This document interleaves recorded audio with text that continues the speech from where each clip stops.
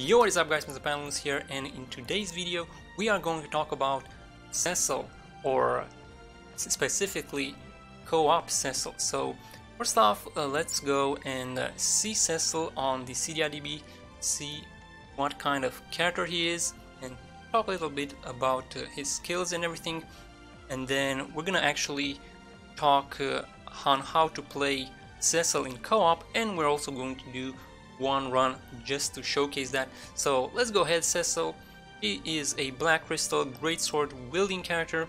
His command abilities: he has Darkness, which is a group ranged brave attack. It slightly consumes HP upon use, and he has 6 uses.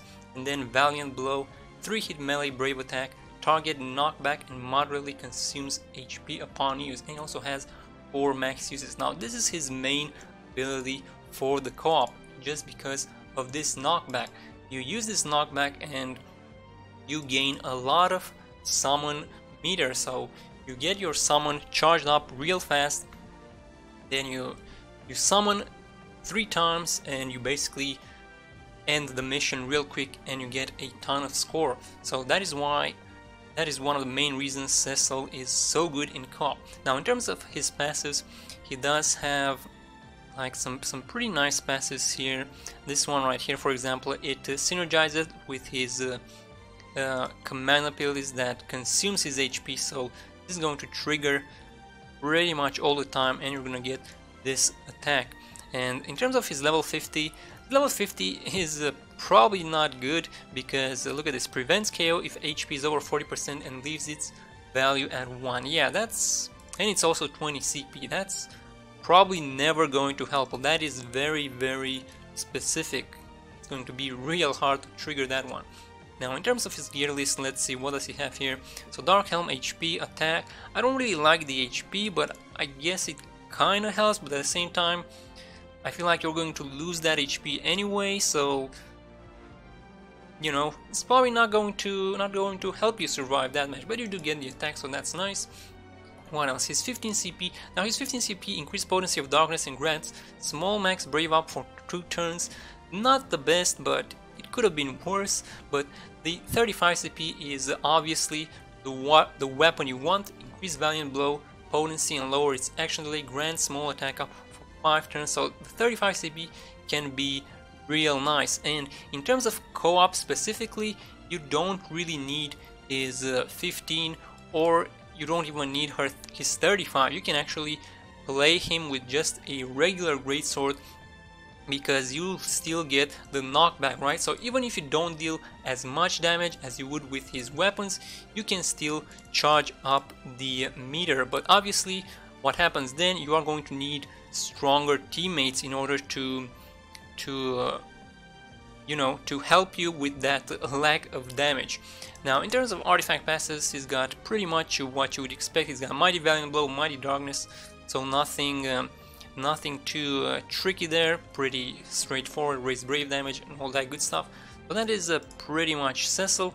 Now let's go in game here. So we are going to do a Will of the Dawn co-op. This is the Krill event basically, and we have Cecil. He's actually featured on this event, so he gets a ton of boosts. But here is my Cecil. So I have him 50-50 and I run him with a 1 limit broken Crimson Edge and a MLB Shinra Beta. So his items are not the best, right? He's actually kind of weak, but he does have the synergy, so he does work in this specific co-op. And now my passives right here, you can see them. So I don't have the level 51 because it's 20 CP and it's probably not going to help me, right? So might as well take that off. We got some attack, some max bravery, some mighty darkness, and that's about it. We don't have charged darkness because we don't really need, or we don't really use that ability. And what else? We got smash attack, and that's about it. We got some HP, max bravery, attack. There we go. So how do you play Cecil in co-op? Now I'm not the best Cecil player, but this is what I would usually do with my Cecil in co-op. So the first off, I think what you need to do is you pretty much want to launch immediately, so you can charge your summon as fast as you can. And obviously you're going to want to run Chocobo or Sylph. Now, if you're not running Chocobo or Sylph, I'll be honest, I don't know if it's worth it to run Cecil anymore. I guess you can still charge up like Ifrit real fast and it might help, but you know, you're going to have to spend some extra turns there. I guess it could work, but normally you want to use Chocobo or Sylph just because they charge up real fast, right? So Cecil, you're going to want to use Valiant Blow immediately, and it doesn't really matter if you don't get anyone in the launch because the boss still hits the wall and the wall also charges your meter, right? So I would pretty much always use my Valiant Blow instantly. Now for someone like Cloud, for instance, he actually has, right now in the game, he only has 1 uses of finishing touch, so he can only knock back the boss once. So when you're using Cloud, you can pretty much skip the first turn as long as you don't have 3 launches in the team to see if you can get to a better launch. So what I mean by that is you get in the game with Cloud and you can do like a cross slash and then do the finishing touch, because you will still need a few turns to charge your summon, right? So if you skip that first turn, it's going to be pretty much okay, because you're going to run out of finishing touch anyway, right? So that kind of works like that. And the second thing that I want to say is that you need to be aware of the bravery numbers on your team. So obviously when you launch with Valiant Blow, you get a bonus, right, for the other characters that are in the launch, so you can get like 20% extra HP damage. So obviously you want to see how much bravery your team has before using all your Valiant Blows, because you don't have an infinite number, right? You have a good number, which is 4, but you still have to be a bit careful and not to waste them, right? Especially when you don't have the best team. Now let's see, what else do we have here? So, oh yeah, so also you should try and use your launches during summons, because you usually get the best benefit there, right? Because you are pretty much guaranteed to get the full 2-man launch, as well as some extra bravery from the summon itself. So there's that as well. And obviously you want to use your launches whenever your teammates' bravery is high. Now for the last thing, for Cecil in specific, whenever you have a Cecil in your team, you pretty much have to break the boss whenever it targets Cecil, just to prevent the boss from killing Cecil, right?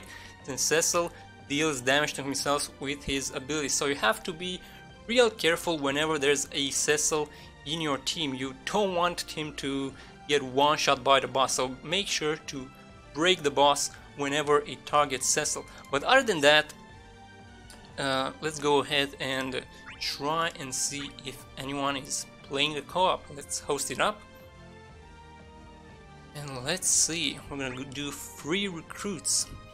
Now again, the thing is, Cecil, okay, looks like we got Cecil and Prish and they're ready to go. So we have 3, oh! Senpai, oh, he's out. He didn't like. So look at this thing. So we have Prish and Cecil. Ooh, and a Squall with a level 20 Ifrit. Is he gonna stay? Okay, he left. So that's kind of tricky there, because you basically want to go either triple Chocobo / Sylph, or you want to go triple Ifrit or whatever else, because if you get like 2 Chocobos and then 1 Ifrit, what happens is you're gonna get the 2 Chocobos, but when you're actually summoning, the Ifrit won't charge up, so you'll still have to waste the turns after the charge, or after the Chocobos, just to charge the Ifrit. So that doesn't really work out, right? Okay, this is, we're getting targeted, but it's fine. So I am gonna do the Valiant Blow right there just to hit him on the wall. You will get my Chocobo charged up a bit, but this is not ideal. Apparently Krill is also a pretty fast character, and Prish, we already know she is super fast, and looks like, ooh, they've given up already. So this is interesting. I think that guy got pissed off because I used my Valiant Blow like that. And to be honest, I guess it's an interesting concern because, oh man, this is actually really interesting. Okay, so we're gonna do this actually because, yeah, I guess using Valiant Blow there wasn't the best idea, but at the same time, like, what are you gonna do, right? Alright, man, I gotta play Prish. Let's use that one, I guess. Oh man, this is not... I feel like we should just abandon this run. Let's just abandon. So as you can see, the charge was already halfway there, right? And we did use one Valiant Blow, so it still charges up pretty fast, right? Okay, and that one, yeah, it didn't really go as planned. Well, let's see if we can try it again.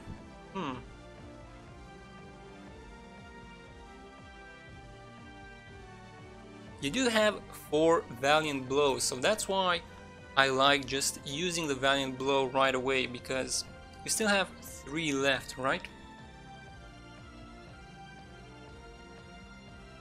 And the main thing about the Valiant Blow is to charge your summons. It's not as much about dealing the damage, but about charging your summons. Okay, what is Tifa? There we go. So now we do have double Cecils. But I guess with double Cecil it's going to be easier.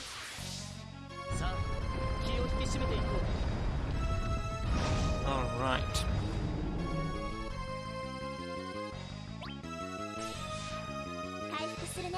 Okay, so again, this time we get a pretty decent Valiant Blow as well. Wish I could see my summon there, but there we go. So he can actually use Valiant Blow fairly easily here as well, because he will break the boss, and Krill, yeah, just like that, boom. And Krill gets into the chain right there, and we get more summon charge. So as you can see, the summon pretty much halfway through, and looks like we're gonna get the perfect Valiant Blow right here. So I go ahead and do Valiant Blow instantly. We get 2 in the chain. That's going to be a ton more charge on the summons. So we're at turn 5. Let's see. So turn 5, we have, yep, it's pretty much full. We need one more turn. Okay, he's going for Valiant Blow. So right there, it didn't actually need to do the Valiant Blow, because we would already have a summon with just a regular attack. So that's another thing to keep in mind, that you don't actually always have to use your Valiant Blow. You can get away with using something else. Alright, so here, let's see, we have really high numbers.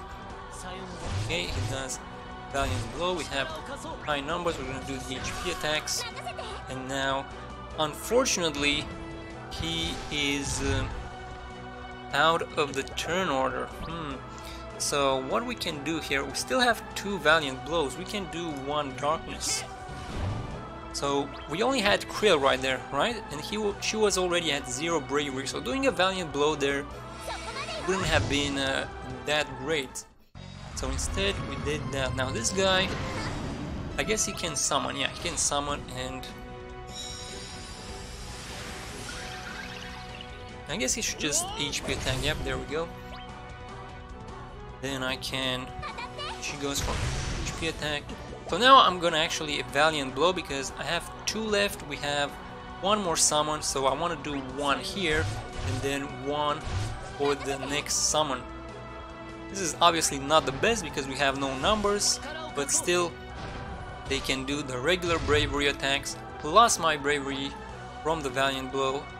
That's a ton of Bravery damage in itself. Ray of Hope, and he does the Valiant Blow, perfect.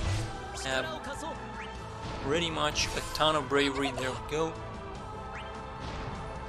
He's gonna do the HP. Perfect, that is almost 13k. Now this is my turn. I'm gonna do the chocobo. So see, I have one valiant blow left, and this is the last summon. You pretty much want to use all your, and I'm actually gonna do it right now because he is full bravery, right? So I feel like this is a good spot to do it. But you pretty much want to use up all your valiant blows by the time your third summon expires, because usually you should be able to kill the boss. Looks like we're probably not gonna kill the boss now, but you know, we still did the most damage. Okay, 4300. We're getting targeted. Let's just do darkness. Let's just play it safe.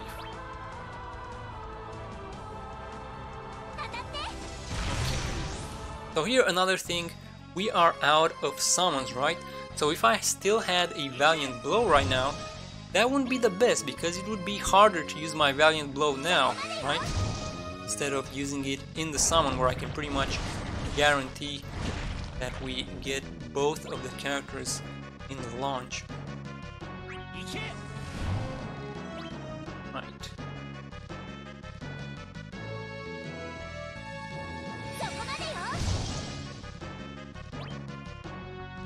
Okay, HP, and I should probably do HP as well, and Krill should be able to finish this off. Actually, still has quite a bit of...